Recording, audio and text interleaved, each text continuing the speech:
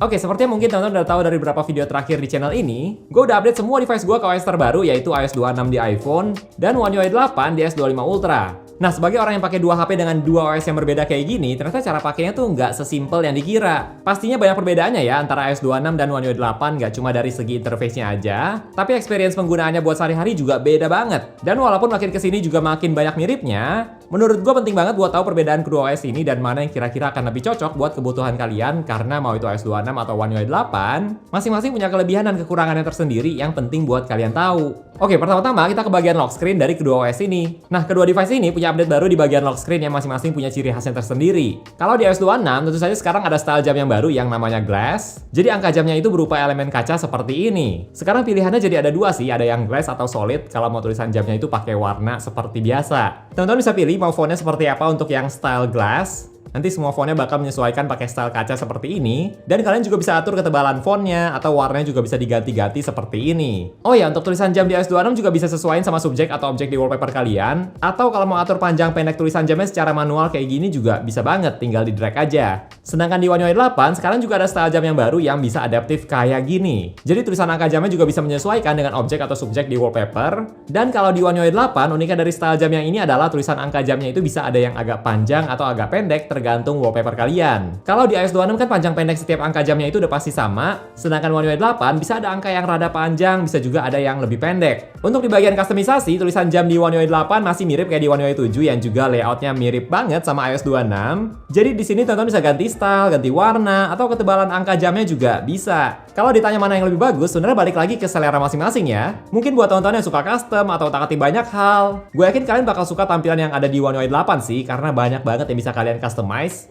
Apalagi kalau manfaatin Lockstar, lebih banyak lagi yang bisa kalian atur. Mau tambahin aplikasi favorit di lock screen bisa, sampai ganti icon locknya ini juga bisa banget. Oh ya, angka jam di One UI 8 juga bisa dikecilin sampai sekecil ini loh. Jadi lebih fleksibel juga di berbagai wallpaper yang kalian pakai, dan mau digeser-geser kemana aja bisa. Ini hal yang nggak bisa kalian lakukan di lock screen-nya iOS. Oke, sebelum kita lanjut, gue mau share ke teman-teman cara kalian bisa buat presentasi dengan bagus dan cepet dengan menggunakan Work PPT yang juga merupakan sponsor untuk video kali ini. Jadi buat teman-teman yang belum tahu, Work PPT bisa bantu kalian buat presentasi yang bagus dan profesional hanya dalam hitungan detik. Work PPT ini bisa teman-teman akses dari browser, jadi nggak perlu repot-repot install aplikasi dulu dan nggak akan makan storage device kalian. Teman-teman nggak perlu waktu lama buat presentasi, tinggal ketik aja mau buat presentasi tentang apa, atau bisa juga dengan upload file, terus pilih mau pakai template yang mana, dan biar AI akan selesaiin presentasi kalian dalam hitungan detik, terus terstruktur, dan udah ada desainnya seperti ini. Di Work PPT, pilihan template-nya juga ada banyak banget. Kalian bisa pilih sesuai dengan selera kalian, dan tenang aja presentasinya juga bisa diedit seperti edit file PowerPoint kayak biasa. Terus presentasi kalian juga bisa diekspor dalam format PPTX, PDF, atau gambar juga bisa loh. Plus karena Work PPT ini bisa diakses dari browser, jadi udah bisa cross-platform, nggak terbatas di OS tertentu aja. Nggak cuma itu aja, teman-teman juga bisa pakai berbagai fitur AI di Work PPT, bisa chat buat tanya informasi, terus minta ringkasan dari dokumen atau konten online juga bisa, dan berbagai fitur buat PDF juga ada. Jadi buat teman-teman yang mau buat presentasi dengan bagus dan cepat, kalian bisa cobain lebih lanjut Work PPT lewat link ya di deskripsi video ini. Nah, tapi menurut gue secara look, tampilan lock screen di iOS 26 ini menurut gue lebih bagus sih. Karena yang pertama, ada efek depth kayak gini. Yang bukan fitur baru di iOS 26, tapi menurut gue ini juga nilai plus sampai sekarang di iOS 26 juga karena cocok di tampilan liquid glass-nya. Selain itu, gue juga suka ada fitur spatial scene buat bikin tampilan lock screen-nya jadi ada efek 3D seperti ini. Kalau soal look sih, gue pribadi lebih suka tampilan yang ada di iOS 26 ya, karena menurut gue lebih bagus. Tapi kalau soal apa yang bisa kalian ubah, kalian custom, yang lebih banyak bisa kalian utak-atik, nah itu menurut gue One UI 8 lebih unggul. Nah, kalau kita lanjut ke bagian home screen, di iOS 26 seperti yang udah sempat kita bahas juga, sekarang mengusung konsep liquid glass. Jadi banyak elemen UI-nya pakai konsep glass atau kaca seperti ini. Banyak elemen liquid glass yang bisa kalian lihat dari banyak aplikasi, terutama aplikasi bawaan Apple yang ikonnya juga ada elemen kacanya. Terus di notification center dan di control center juga sama. Semuanya serba kaca. Bahkan nggak cuma itu aja, teman-teman juga bisa ubah lebih jauh lagi. Kalau kalian edit tampilan home screen yang clear, nanti semua icon aplikasi termasuk widgets di home screen kalian juga akan jadi transparan seperti ini. Sedangkan kalau di One UI 8, tampilan UI-nya nggak banyak yang berubah sih. Terutama kalau teman-teman sebelumnya udah pakai One UI 7, tampilan One UI 8 ini bisa dibilang masih sama. Termasuk icon aplikasi juga sama, masih tampilan yang familiar dari OS sebelumnya. Kalau ditanya lebih suka yang mana, jujur aja gue pribadi termasuk tim yang suka konsep liquid glass iOS 26 ya. Tapi ya konsep liquid glass ini juga ada minusnya. Seperti yang pernah kita bahas juga di video iOS 26, salah satu masalah utama dari iOS 26 dengan Liquid Glass ini adalah readability, atau simpelnya beberapa hal jadi agak susah dibaca karena tampilannya serba transparan. Kalau tonton pakai yang tampilan clear tadi, icon aplikasi menurut gue jadi agak susah dibedain, terutama kalau lagi pakai wallpaper dengan warna cerah. Terus baca tulisan di notifikasi juga perlu dibaca dengan lebih ekstra karena kadang teksnya jadi agak nyaru sama wallpaper. Well, sebenarnya Apple udah kasih opsi juga sih kalau transparansinya ini bisa dikurangin lewat setting di accessibility yang namanya reduce transparency. Tapi menurut gua kesan Liquid Glass jadi hilang gitu kalau setting ini dinyalain. Jadi akhirnya gue tetap lebih pilih biarin aja Liquid Glass dengan elemen UI-nya banyak yang kaca-kaca kayak gini. Sedangkan di One UI 8 karena masih banyak miripnya sama One UI 7 secara tampilan dan gak ada konsep kaca kayak di iOS 26, soal readability sih jelas lebih unggul di One UI 8 ya. Icon aplikasinya gampang dibedain dan karena iconnya juga masih sama seperti sebelumnya jadi udah pasti lebih familiar. Dan baca teks misalnya di notifikasi itu juga lebih gampang dibaca dibandingkan di iOS 26. Tuh kelihatan kan lebih gampang baca teks yang mana? Tapi di luar soal readability, gue perlu akui tampilan iOS 26 memang jadi kelihatan bagus buat gue dengan konsep Liquid Glass seperti ini. Kesan bagusnya tuh dapet banget. Dan kesan mewahnya juga lebih terasa menurut gue dibandingkan tampilan di One UI 8 yang buat gue kesannya tuh lebih friendly, lebih fun gitu. Oh ya, gue juga bisa kasih nilai plus buat Apple karena udah kasih detail yang bagus banget di iOS 26. Jadi kalau misalnya kalian swipe ke atas pas dari lock screen atau notification center, nanti kalian bisa lihat ada efek distorsi kaca kayak gini, yang bakal sesuaiin sama wallpaper yang kalian pakai, terus bakal disesuaiin juga sama teks atau elemen UI apa yang ada dilewatin pas lagi di swipe. Terus ada pantulannya juga, ini yang menurut gue detail kecil yang bagus banget dari iOS 26. Memang efek distorsi ini bukan fitur besar atau gimana, tapi nice to have aja sih. Berasa setiap kali pas lagi unlock atau buka notification center, tampilannya kelihatan cakep dan experience-nya juga nyaman. Nah ngomong-ngomong soal notification center, kedua OS ini punya notification center yang lumayan mirip. Secara default, cara buka notification center-nya tinggal di swipe aja dari pojok kiri atas layar seperti ini. Mungkin di iOS 26 gue bisa kasih extra point juga ya buat Apple. Karena sampai di notification center pun, teman-teman tetap bisa lihat elemen Liquid Glass di bagian jamnya ini. Jadi kalau kalian swipe ke bawah di notification center, nanti angka jamnya akan ngikut seperti ini. Kalau di One UI 8, tampilan notification centernya ya tampilan biasa aja sih. Tapi gue suka banget cara keluarin notification center di One UI 8. Karena teman-teman bisa swipe ke bawah di bagian mana aja buat munculin si notification center kayak gini. Mau di bagian kiri agak tengah bisa, terus mau di bagian bawah juga bisa, mau di tengah layar bisa,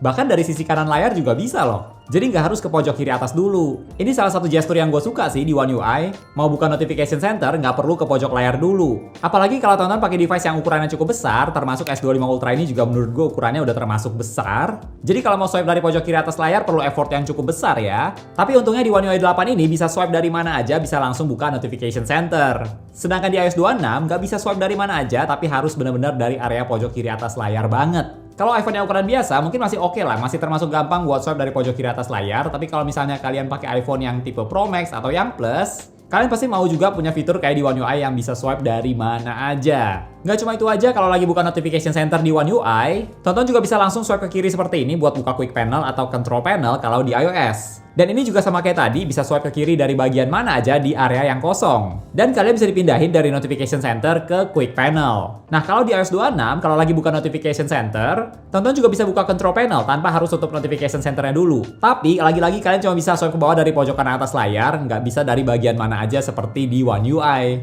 Dan ngomong-ngomong soal quick panel atau control panel ini, gue juga notice perbedaan yang cukup penting. Yaitu kalau di iOS 26, tonton bisa taruh beberapa fitur dari aplikasi third party di control center kalian. Jadi kalau misalnya tonton mau buka aplikasi Instagram dari control panel, itu bisa banget. Atau aplikasi lainnya juga banyak yang bisa kok. Sedangkan di One UI 8, sepertinya fitur-fitur yang bisa ditaruh di quick panel ini masih fitur bawaan dari One UI 8-nya aja ya. Belum ada opsi buat aplikasi third party. Next kita lanjut lagi ke bagian multitasking. Ini juga perbedaannya cukup signifikan antara iOS 26 dan juga One UI 8. Seperti yang kita tahu, di Android tonton bisa multitasking dengan tampilan split screen dua aplikasi kayak gini. Sedangkan di iOS nggak ada fitur yang seperti ini. Paling kalau mau multitasking caranya cuma bisa pindah dari satu aplikasi ke aplikasi lain seperti ini. Nah sekarang di One UI 8, menurut gue untuk multitasking perbedaannya makin signifikan lagi. Jadi di One UI 8, teman bisa split screen dengan tampilan satu aplikasi sekitar 90% layar, dan satu lagi cuma sekitar 10% aja, dari yang sebelumnya maksimal tampilan 70-30. Jadi kalau kalian lagi butuh buka satu aplikasi dengan tampilan yang lebih besar, kalian bisa maksimalin fitur ini. Nggak cuma itu aja, kalau misalnya teman mau ganti nih, aplikasi yang satu lagi jadi yang 90, dan satu lagi yang jadi 10,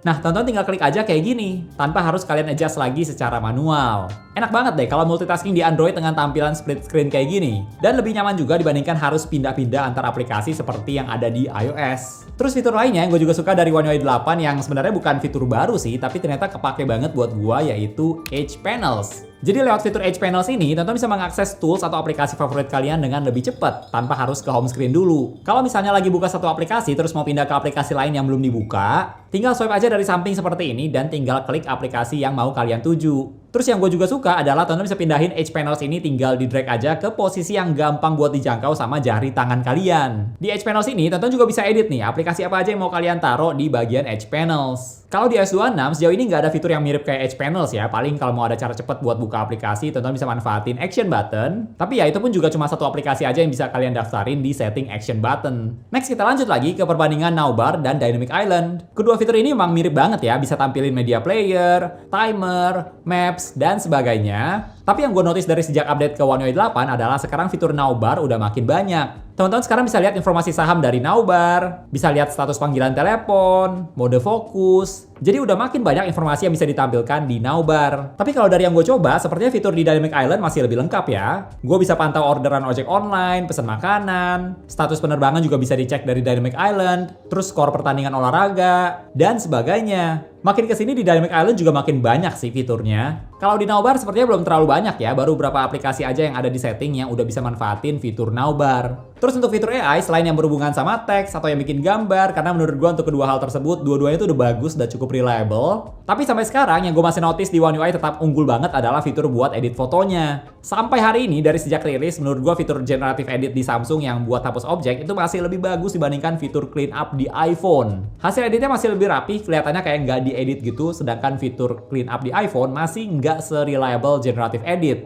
Kadang hasilnya bisa bagus, kadang juga jadi aneh editannya. Jadi kalau soal pereditan foto di One UI 8 ini masih lebih bagus dibandingkan di iOS 26. Untuk fitur keamanan ini juga penting banget nih buat dibahas. Nah kalau di iOS seperti dari sebelum-sebelumnya juga, teman-teman bisa langsung lock atau kunci aplikasi dengan password atau Face ID yang terdaftar di iPhone kalian yang biasanya buat unlock device juga. Caranya gampang banget, tinggal tekan dan tahan aplikasinya, terus pilih yang require Face ID, dan nanti teman-teman bisa pilih mau dikunci aja atau mau disembunyiin, dan dikunci juga bisa. Nanti aplikasi yang disembunyiin bakal masuk ke app library yang bagian hidden. Kalau di iOS sih termasuk gampang ya, tinggal tekan dan tahan terus tinggal kasih Face ID-nya aja. Sedangkan kalau di One UI 8 ini menurut gue lebih rumit. Jadi kalau di One UI 8 teman-teman bisa manfaatin fitur Secure Folder, tempat di mana kalian bisa taruh aplikasi atau file kalian. Dan Secure Folder ini juga udah dienkripsi. Bahkan teman-teman juga bisa kasih password atau fingerprint yang berbeda dengan yang dipakai buat unlock HP kalian. Jadi walaupun orang lain bisa buka HP kalian, mereka belum tentu bisa buka Secure Foldernya karena bisa aja kalian menggunakan fingerprint atau password yang berbeda. Kalau teman-teman mau lock atau sembunyiin aplikasi di Secure Folder, menurut gue caranya nggak segampang kayak di iOS sih. Tapi secara keamanan menurut gue lebih bagus di Secure Folder ini, karena bisa kasih password atau fingerprint yang berbeda. Cara pakainya emang lebih rumit, tapi bisa jadi opsi yang lebih aman. Walaupun yang di iOS juga udah termasuk aman kok menurut gue, karena harus pakai Face ID dan harus sambil lihat layarnya juga. So itu dia beberapa perbedaan antara iOS 26